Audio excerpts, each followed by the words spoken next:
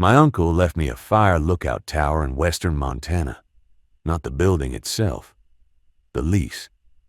6 months of isolation, already paid in full, with one condition written into the paperwork that I nearly overlooked. Occupancy must begin without prior briefing. I thought it was legal language, something administrative, a formality buried in the fine print of a dead man's last gesture. It wasn't, because the only instructions waiting for me when I arrived weren't from the Forest Service. They were already inside the cabin, and by the time I understood what they were doing, I was following them without thinking. We had not been close, my uncle and I. I'd met him perhaps 6 times across the full span of my adult life, always at family gatherings where he stood near the back wall holding a glass of water and saying very little. He was my mother's youngest brother, the one she referred to as the quiet one, which in our family was less a description than a diagnosis. When the lawyer called to explain that the lease ran through October, and that if no one occupied the tower by June 1st, the Forest Service would reassign it and the deposit would be lost, my mother asked me to go. Not for the tower, she said, but because someone should see what he left behind. So I went. The drive from Missoula took just under 3 hours, the last 40 minutes on an unpaved road that narrowed steadily until it was barely wider than the car itself. Lodgepole pines closed in on both sides, their trunks so uniform they looked stamped from the same mold. The elevation climbed, the air thinned, and when I rolled the window down I could smell pine resin and cold granite and something faintly metallic, like old water sitting in copper pipes. A wooden sign marked the trailhead. From there it was a quarter-mile on foot, uphill to the base of the tower. It was smaller than I expected. The structure sat on a steel frame about 40 feet high, a single room at the top with glass on all 4 sides, reached by a staircase that switchbacked up the frame in 3 flights. The cabin below, used for storage and sleeping, was a squat wooden building at the base, maybe 12 by 12, with a pitched roof and a door that stuck when I pushed it. Inside, a cot, a wood stove, a shelf of canned goods, a hand-crank radio, a plastic bin of matches and candles, and a small desk pushed against the wall beneath the only window. The air smelled like dust and dry cedar. A calendar on the wall was still turned to the previous September. I set my bag on the cot and stood for a moment in the center of the room, letting the silence settle. It was not the absence of sound so much as the replacement of it. Wind through the pines, the faint tick of the wood stove's metal contracting, the intermittent creak of the tower above me shifting on its frame. I had lived in cities for 11 years. The quiet here had texture. It pressed against the walls like something with weight. The laminated sheet was on the desk, beneath a glass paperweight shaped like a river stone. I almost missed it. It was the kind of thing you'd find taped inside a rental cabin. A list of instructions for guests, practical and unremarkable. Except this one had no header, no logo, no welcome to your stay preamble. Just a numbered list, printed in a clean serif font on heavy cardstock, sealed in plastic that had yellowed slightly at the edges. 1. Rise before the sun reaches the eastern ridge. Begin observation from the tower at first light. 2. Record the weather and visibility conditions in the logbook at the top of each hour, beginning at 6 and ending at 8 in the evening. 3. Do not leave the immediate area of the tower and cabin after dark. 4. If you hear knocking on the cabin door between midnight and 4 in the morning, do not open it. Do not respond. Note the time in the logbook. 5. The radio is for incoming transmissions only. Do not initiate contact. 6. On days when the wind stops completely, do not ascend to the tower. Remain in the cabin until air movement resumes. 7. If you find objects that do not belong to you placed near the base of the tower, leave them where they are. Do not touch them. Record a description in the logbook. 8. Eat at the same times each day. The body is a clock. Keep it wound. 9. Do not attempt to alter the interior arrangement of the cabin or tower room. 10. You will want to leave before the lease ends. This is expected. Stay. I read them twice. The first 6 were unusual but not unreasonable. Phone. Fire lookouts are remote posts, and the Forest Service has its own language of caution. The middle ones were odd. The last one was something else entirely. Not a warning, not a guideline. A prediction dressed as instruction. I didn't understand what that meant yet. I wouldn't for some time. I noticed something then. Not about the wording, about myself. I didn't question the instruction. I only noted it, calmly and without resistance, as if I had already agreed. That matters. I didn't know it then, but that was the first thing they changed. I placed the sheet back under the paperweight and went outside to walk the perimeter. The tower sat on a clearing about 50 yards across, ringed by pines. To the north, a slope fell away into a valley thick with spruce and the gray thread of a creek. To the south and east, ridgelines layered into the distance, blue and hazy. West, more forest, unbroken and featureless. No other structures, no roads visible. Just the tower, the cabin, the clearing, and the enormous indifference of the landscape. I spent the first evening unpacking, heating a can of soup on the wood stove, and sitting on the cabin's single step, watching the sky turn from white to gold to a deep, smokeless blue. A pair of ravens circled the tower once, and then drifted south without sound. The temperature dropped quickly once the sun cleared the ridgeline. By 9 o'clock, I was in the cot with the wool blanket pulled to my chin and the door bolted, listening to the wind make its low, tuneless song through the frame above me. I slept well. Better, honestly, than I had in months. And when I woke in the pale gray light before dawn, I found myself already sitting up, already reaching for my boots, as though the day had a shape I had agreed to without being asked. The logbook was in the tower room, a heavy cloth-bound ledger with lined pages and a pencil tied to its spine with kitchen twine. Previous entries went back several years. Each page followed the same format: date, time, weather conditions, visibility, and a short note. Most of the notes were unremarkable. Clear, no smoke, wind northwest 8 miles per hour. Some were more personal but still measured. Elk herd in the North Valley, maybe 30 head. Thunderstorm passed east of the ridge at 1400. No lightning strikes in sector. The handwriting changed every few months. Different tenants, I assumed, each one taking up the same pencil and the same rhythm.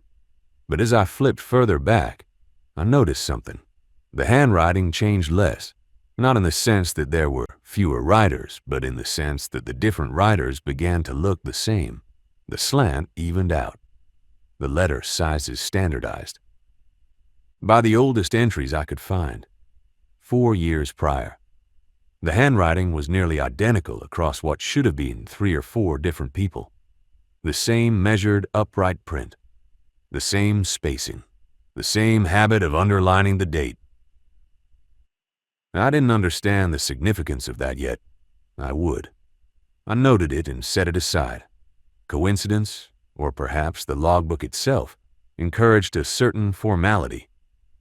I wrote my first entry. June 1st, 0600. Clear skies, visibility unlimited. Wind west at 5, and descended to the cabin for breakfast. The first week passed in a kind of gentle erasure. I don't mean that dramatically. I mean that the things I had carried with me, the noise of daily obligation, the residue of screens and schedules, and the particular fatigue of living among too many choices, began to thin. The routine took its place.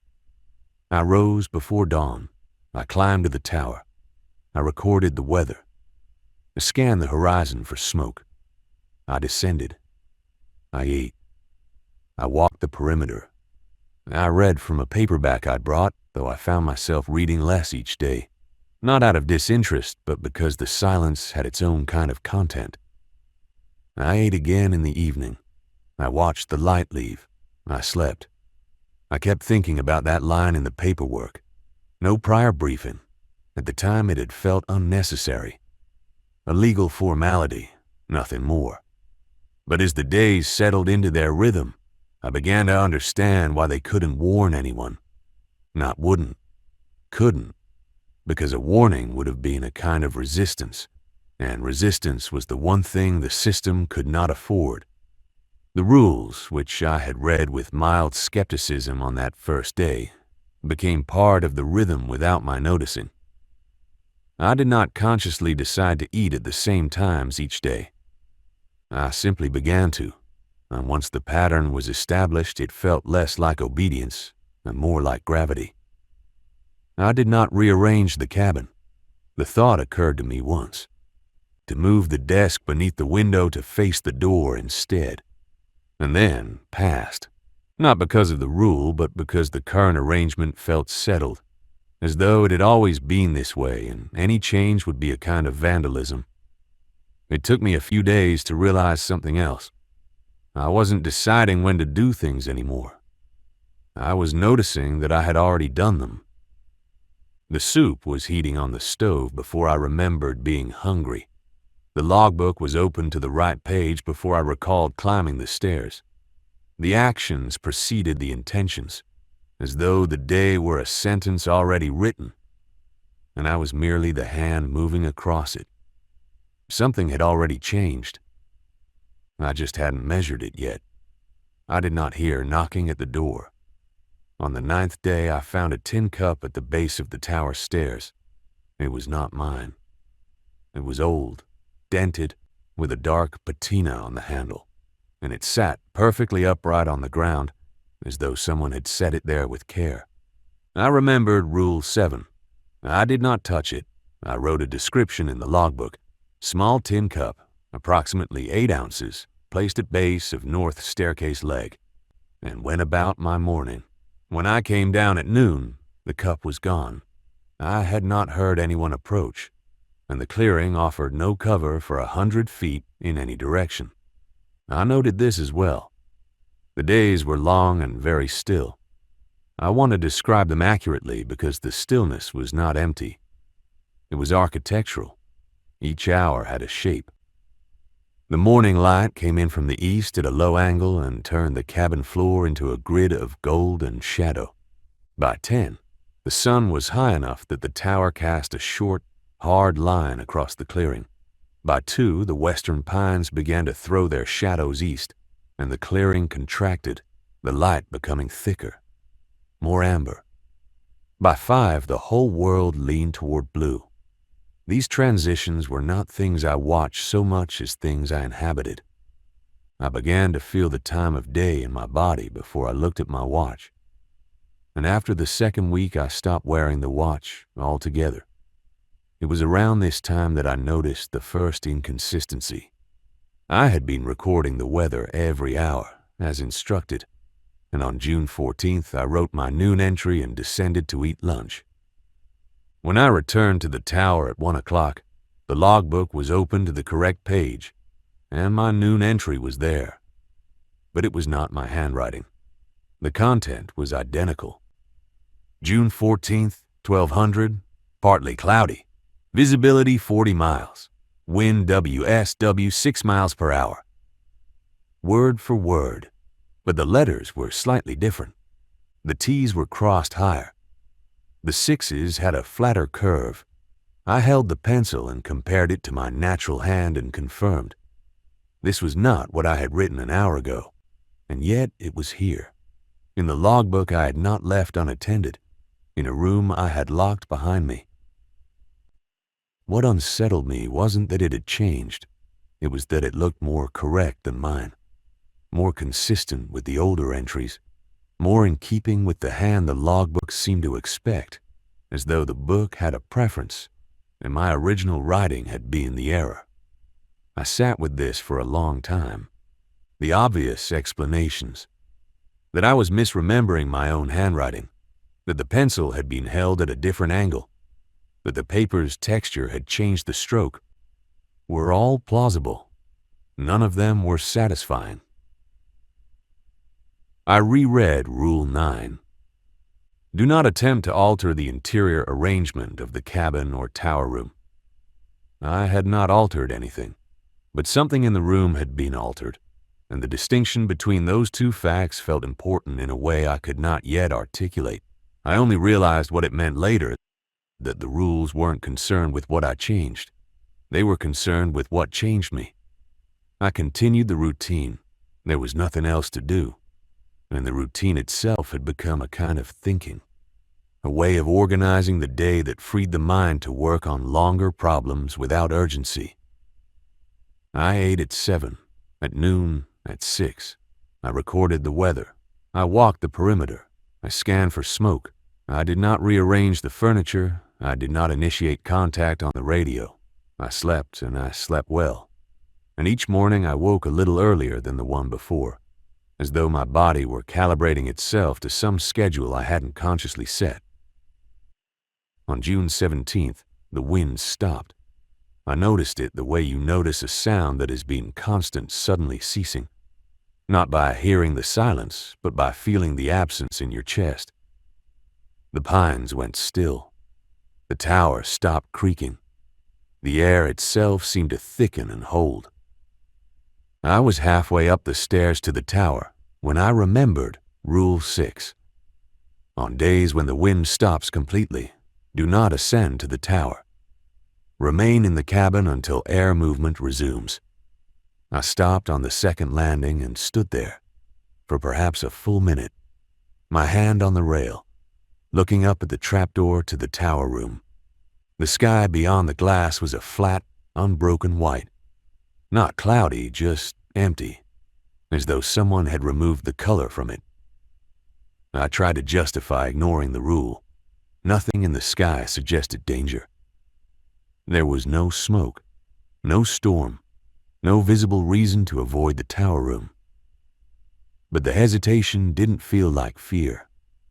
It felt like interruption, as if continuing upward would break something I couldn't see, some thread the day was hanging from. And yet my legs did not move, not because I was afraid, but because the routine had spoken, and the routine by now was more fluent than my own judgment. I descended. I spent the day in the cabin. I read. I ate. I did not look up at the tower. The wind returned around 4 in the afternoon, a slow exhale from the northwest that set the pines swaying like a congregation rising. And I felt something in my shoulders release that I hadn't known was held. That evening I sat at the desk and opened the logbook I had brought down with me, a separate, smaller notebook I had started keeping for my own thoughts, distinct from the official log. I wrote, I obeyed the rule about the wind. I don't know why. Not fear. Something closer to agreement. As if the rule described what I would have done anyway. And by writing it down, someone had simply made the inevitable explicit.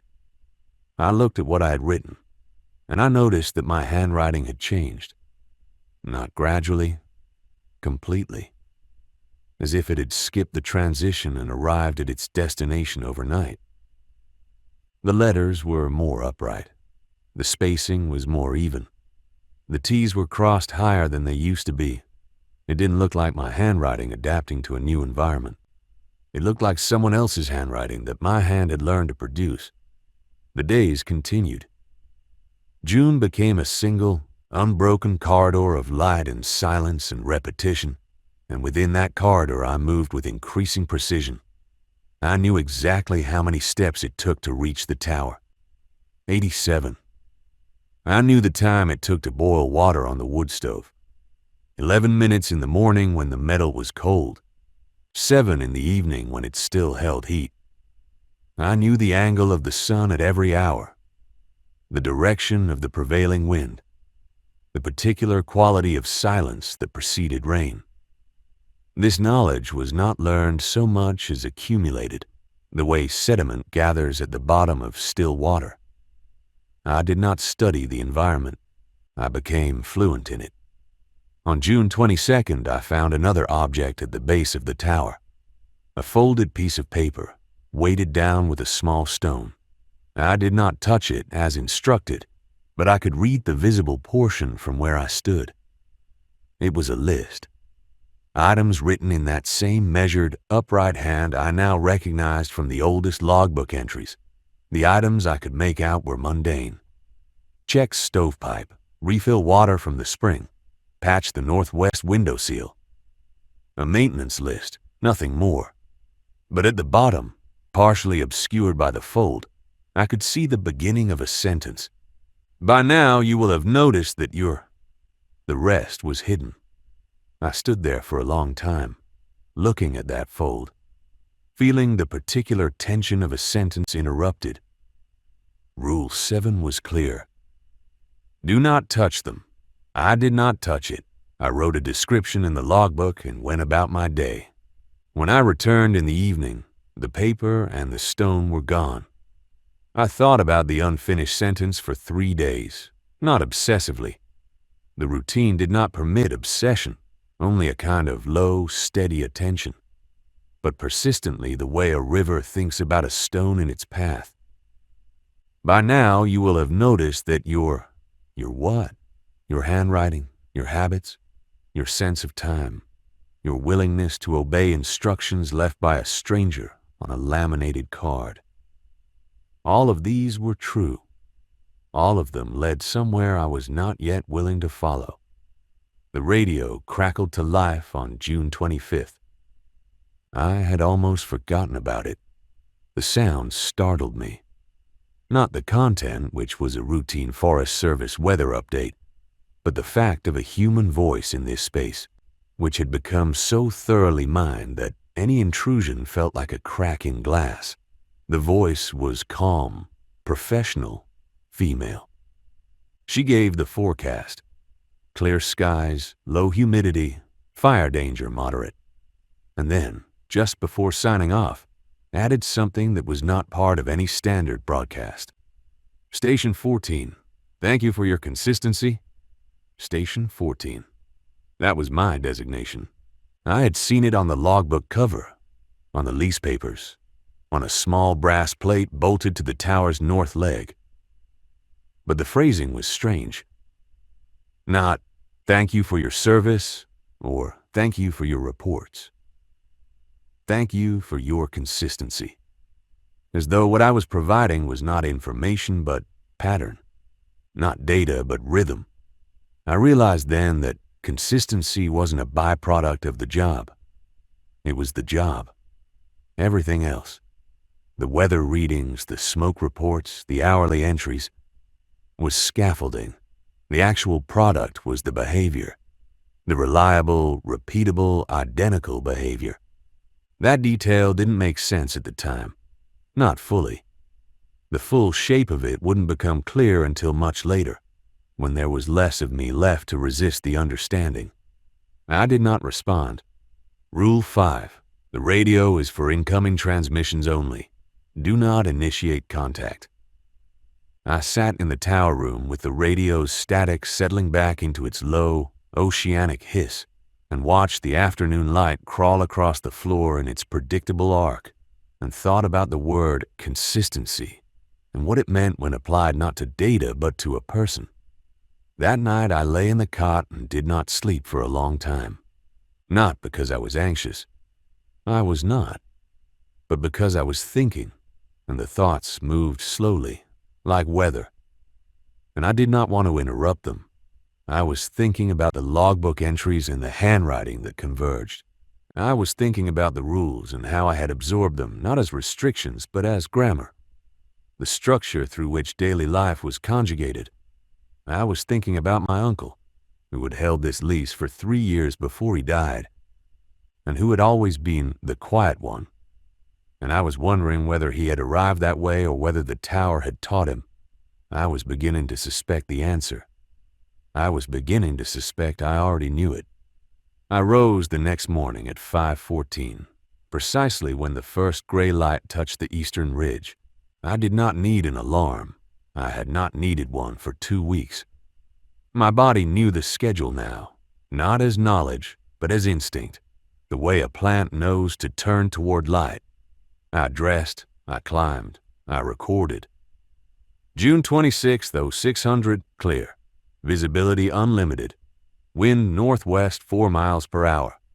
The handwriting was neat, upright, evenly spaced. I recognized it from the oldest entries in the logbook. I recognized it because it was now mine. July arrived without announcement. The days were longer, hotter, and the fire danger climbed. I scanned the horizon with greater care, noting the color of distant haze, the direction of thermals, the particular yellow tint that smoke gives to afternoon light. My entries grew more detailed and more precise, and I took a kind of quiet satisfaction in their accuracy, in the way each hourly notation built upon the last to form a complete record of the day's atmospheric life. I realized, becoming very good at this. Not because I had any special skill, but because the routine had removed everything that was not this. There was no distraction. There was no choice. There was only the task, repeated, refined, and the slow pleasure of doing a simple thing well. On July 4th, a date I noted only because the logbook required it, not because it carried any personal significance, I found a third object at the base of the tower, a pair of boots. They were well worn, broken in, the leather soft and shaped by use. They were my size. I knew this without trying them on, the way I knew the time without a watch. I described them in the logbook.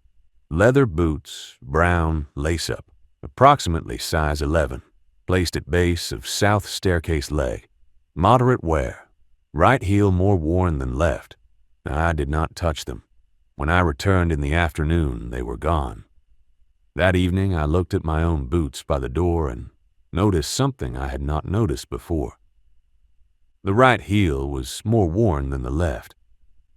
I lifted one and examined the sole.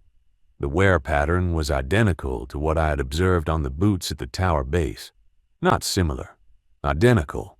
The same depth of erosion at the same points, as though they had walked the same paths, the same number of times, in the same way. It wasn't just that they matched, it was that they looked inevitable, like any pair of boots left here long enough would become this exact pair.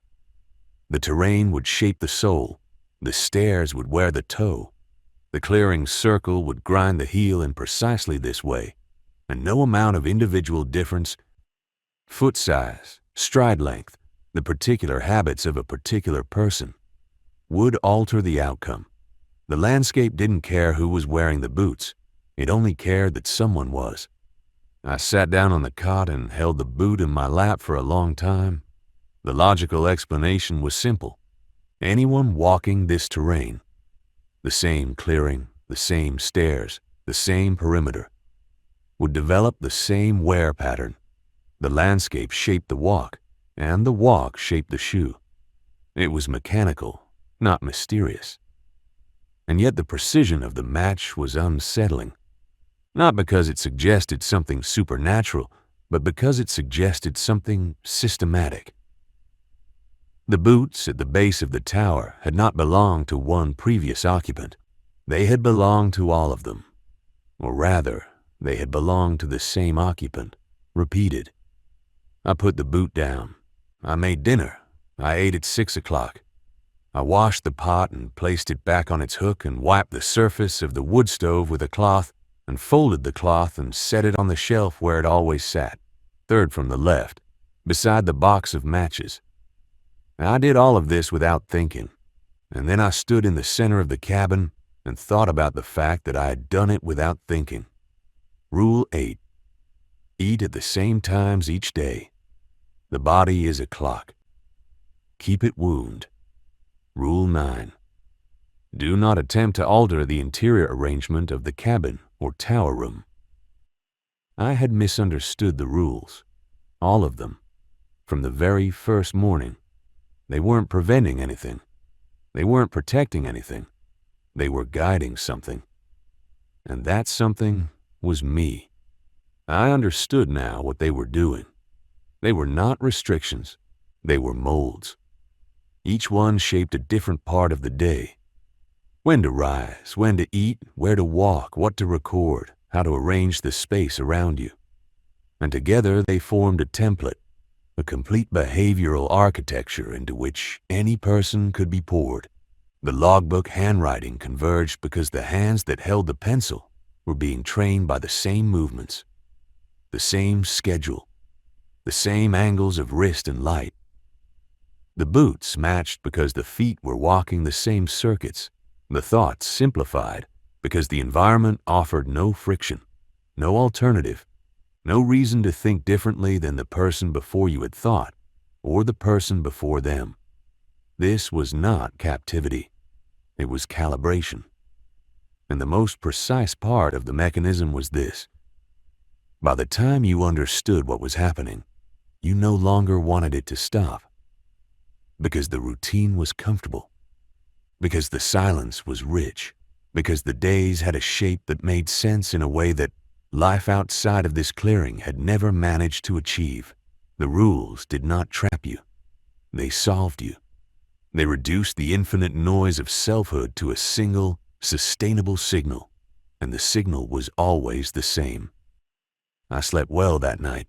I noticed that I slept well, and I noticed that noticing it did not disturb me. The days of mid-July were nearly identical, and I used that word carefully. Not similar, not comparable, nearly identical. The weather varied, of course. Some days were cloudy, some were clear. Some brought afternoon thunderstorms that rolled through the valley like slow applause. But my movement through each day was the same to within minutes. I could predict my own actions an hour in advance with near perfect accuracy. I knew that at 10:15 I would descend from the tower and walk to the spring for water. I knew that at 12 o'clock I would eat. I knew that at 3:30 the afternoon light would reach the particular angle that made me want to sit on the cabin step and watch the shadows lengthen. I knew this not because I planned it, but because I had become it. The schedule was no longer something I followed. It was something I was.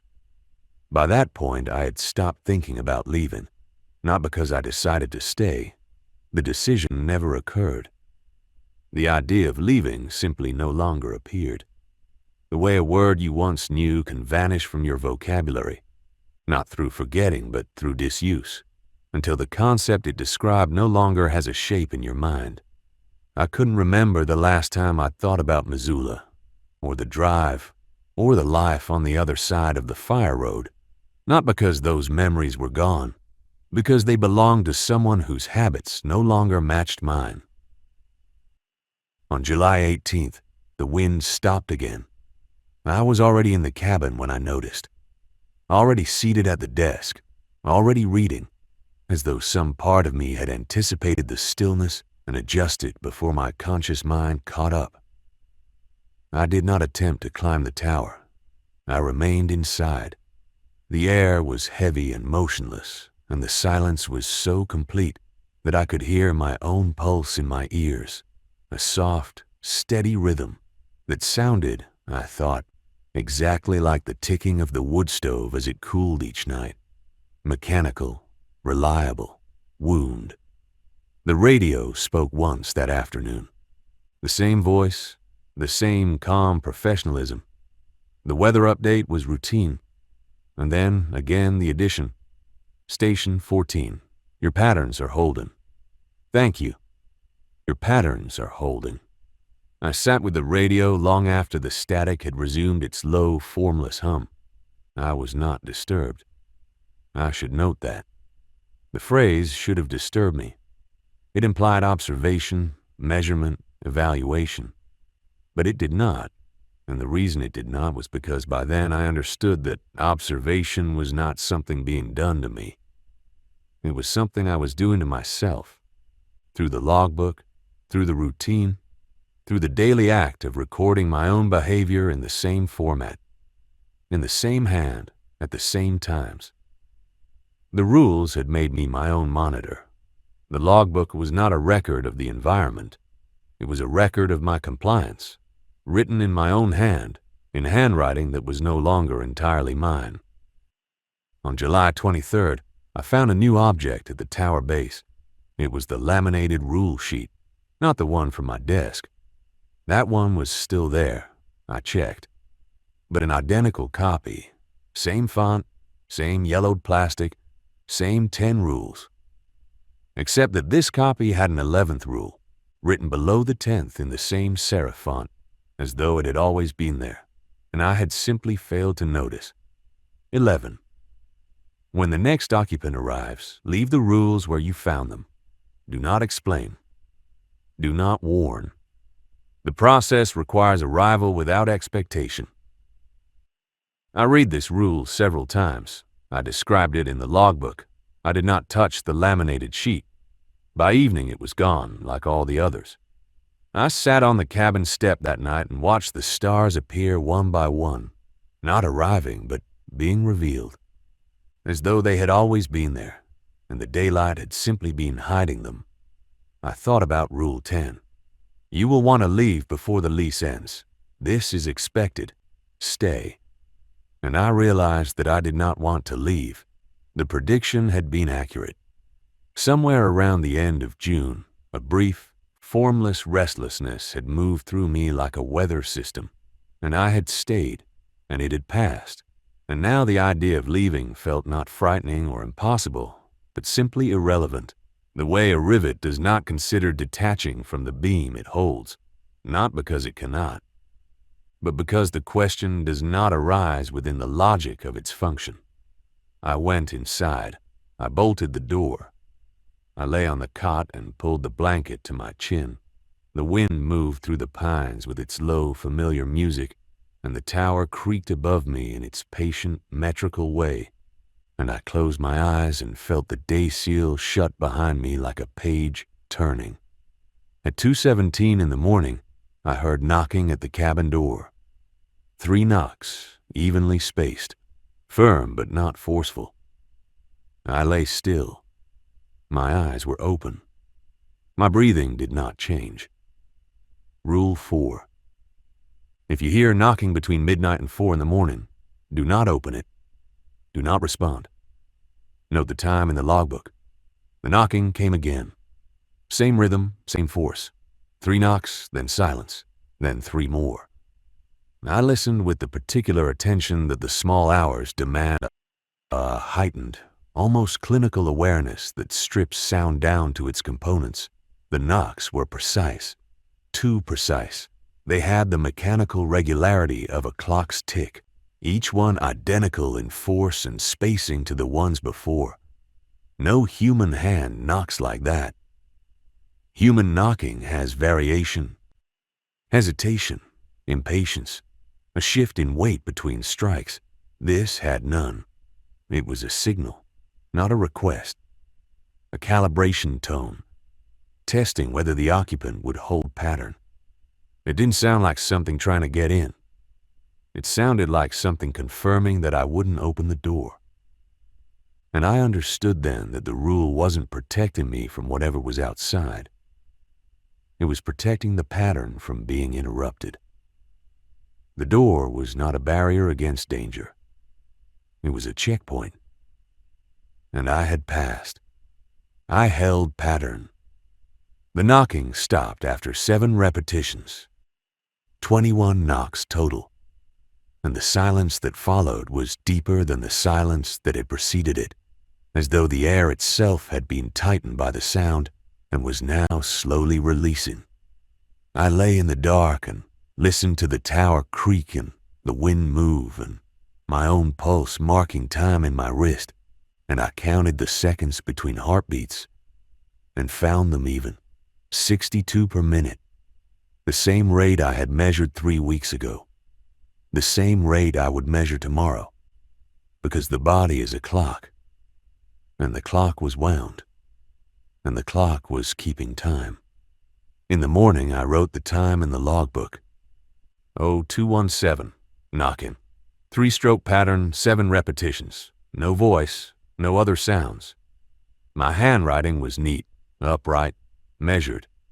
I did not pause to examine it. There was no need. August came and the fire season sharpened.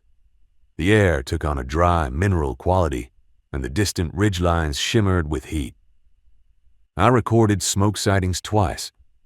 Once to the southeast, a thin column that lasted 4 hours before dissipating, and once to the north, a wider plume that the Forest Service addressed before it reached the valley.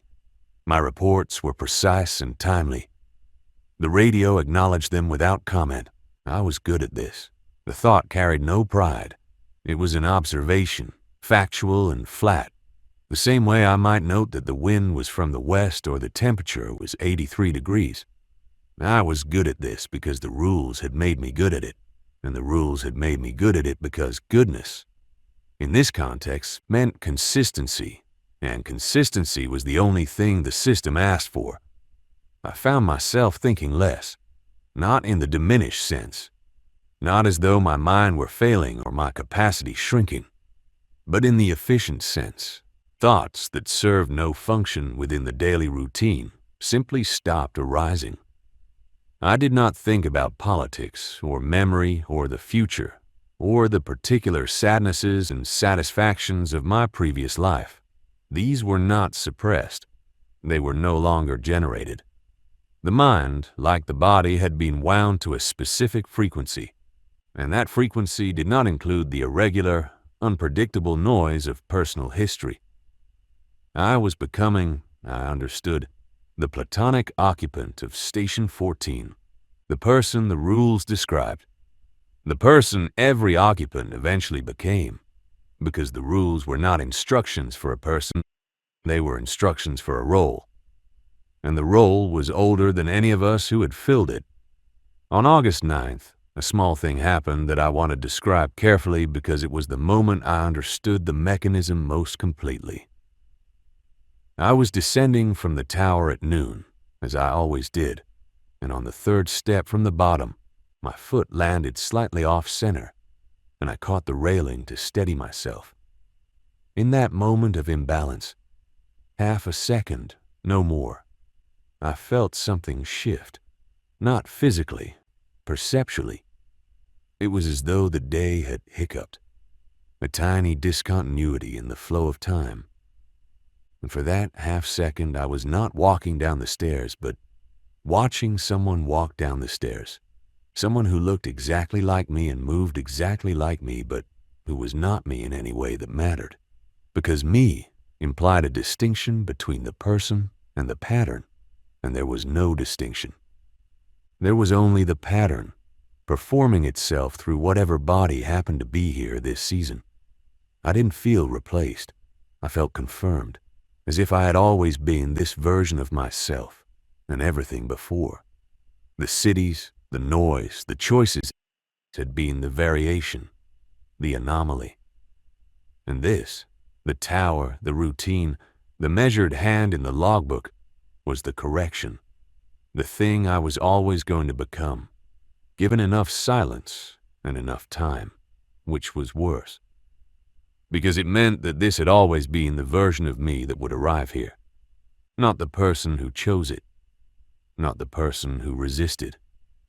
The version that fit. The moment passed. My foot found the ground. I walked to the cabin and ate lunch, a can of beans and a piece of bread. And I noted in my personal notebook that the dissociation, if that's what it was, had lasted approximately 400 milliseconds and had not recurred. My handwriting in the personal notebook now matched my handwriting in the official logbook. I noted this too, and then I closed the notebook and put it away and did not write in it again, because there was nothing left to record that the logbook did not already capture, and maintaining two records of the same behavior was redundant. The days shortened. August pressed toward September, and the light shifted from the high, white blaze of midsummer to something lower and more golden. The shadows stretching earlier, the air cooling sooner each evening. My routine did not change. The schedule was independent of season, a structure imposed not on the landscape but on the body within it. I rose at the same time. I recorded at the same intervals. I ate, walked, scanned, slept. The only variation was in the data. The temperature, the wind speed, the visibility, and this variation was itself a kind of constancy because it was always captured in the same format, at the same times, in the same hand. I heard knocking 3 more times through August, always between 2 and 3 in the morning. Always the same pattern. I did not open the door. I noted the times. I did not speculate about the source, because speculation was not part of the routine, and the routine was the only language I still spoke fluently. On September 3rd, I descended from the tower in the evening and found, for the first time, that I could not remember climbing it that morning, not in the way you forget a mundane action. I did not have a vague sense that it had happened, but couldn't recall the details. I simply had no memory of it at all. The logbook, however, contained my 0600 entry in my handwriting with accurate weather data. I had been there. The record proved it. The record was more reliable than memory, because memory was personal and variable, and the record was standardized and fixed. I accepted this without discomfort. It seemed, in fact, like the natural conclusion of a process that had been underway since June. The individual was unreliable. The system was not. And the purpose of the rules, I now understood with the clarity of something that had always been obvious, was to gradually transfer authority from the former to the latter, until the person was no longer the author of their actions but the instrument through which the pattern sustained itself. I was the tower's voice, speaking its hourly readings into the logbook. I was the tower's hands, maintaining its structure and supplies. I was the tower's eyes, scanning the horizon for the specific danger it existed to detect. I was, in every functional sense, the tower. And the tower was not a building. It was a behavior set, installed in wood and glass and steel, running on whatever human being the lease delivered each spring. Rule 10. You will want to leave before the lease ends. This is expected. Stay. I no longer wanted to leave. The want had not been overcome. It had been absorbed, dissolved into the routine like sugar into warm water, until nothing remained but the even, sweet consistency of days that asked nothing of me that I was not already doing. September turned. The aspen in the valley below began to show their first yellow, a slow chemical signal moving through the forest like a rumor. I watched it from the tower each morning, noting the progression in the logbook with the same calm precision I applied to everything. Aspen color approximately 15% in North Valley. Cottonwood along creek still green. The act of recording was the act of being. I recorded, therefore I was here. If I stopped recording, the question of my presence became metaphysical, and the routine did not traffic in metaphysics. It trafficked in data. Wind speed, temperature, visibility. The observable world, measured and noted hour by hour, in a hand that belonged to no one in particular. On September the 20th, the radio spoke for the last time. The familiar voice gave a weather update. Cooler temperatures, chance of early frost. And then said, Station 14, season closing October 1st. Prepare for transfer. Transfer. Not departure, not end of lease. Transfer. As though what was leaving was not a person but a process, a function that would be relocated, stored, and reinstalled when the conditions were right. I acknowledged the transmission internally without speaking. Rule 5. The radio is for incoming transmissions only. I turned the volume down and sat in the tower room and looked out at the 4 horizons and felt nothing in particular, which was itself a feeling. The feeling of a mechanism at rest, idling between tasks, consuming no energy, producing no waste. I was efficient. I was consistent. I was, by every metric the system could measure, exactly what it needed me to be. The last days of September passed like water over smooth stone. Present, continuous, and leaving no mark. I packed my bag on the morning of October 1st. It took less time than I expected, because I had accumulated nothing during my stay. The books I had brought were on the shelf, unfinished, and I left them there. The personal notebook was in the desk drawer, its last entry dated August 9th, and I left that too. I cleaned the cabin. I restocked the shelf from the supply cache behind the tower. I set the laminated rule sheet on the desk, beneath the glass paperweight, exactly where I had found it. I stood in the cabin's center and turned slowly, checking that everything was in its place. It was. The cot was made with hospital corners. The wood stove was cold and clean. The cloth was folded on the shelf, third from the left. The door would stick when the next person pushed it. The calendar on the wall was turned to September. I descended the trail to the trailhead. The morning was cool and very still, and the aspens along the path were fully gold now, their leaves trembling in a wind I could barely feel. I reached the car. I opened the door. I sat behind the wheel and placed my hands at 10 and 2 and looked at them. They were calm, steady. The nails were clean and evenly trimmed. The knuckles showed no particular character. They were hands that could belong to anyone, and they rested on the wheel with the patience of objects that knew exactly what they were for. I drove. The fire road unreeled before me, narrow and familiar, and the pines closed in on both sides, uniform and indistinguishable, and the tires found the ruts that every vehicle had followed down this mountain, and the car moved at the speed the road allowed, and I did not turn on the radio, and I did not think about where I was going, because where I was going was wherever the road went, and the road had been here longer than me, and it knew the way. Behind me, the tower stood in its clearing, empty and patient, its glass catching the morning light. The logbook was in the tower room, the pencil tied to its spine. The cot was made.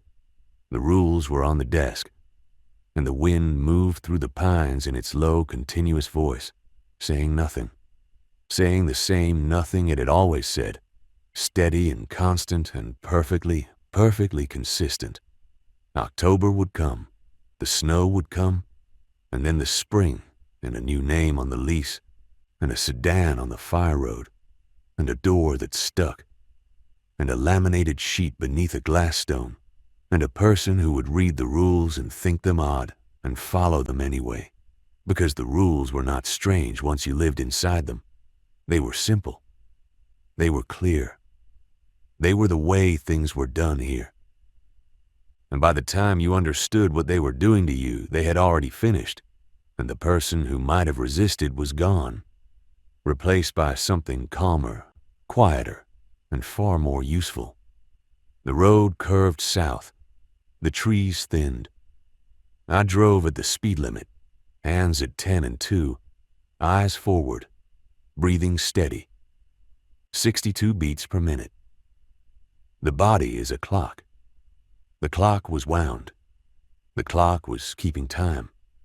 And for the first time in a long while, there was no difference between the time being kept and the one keeping it.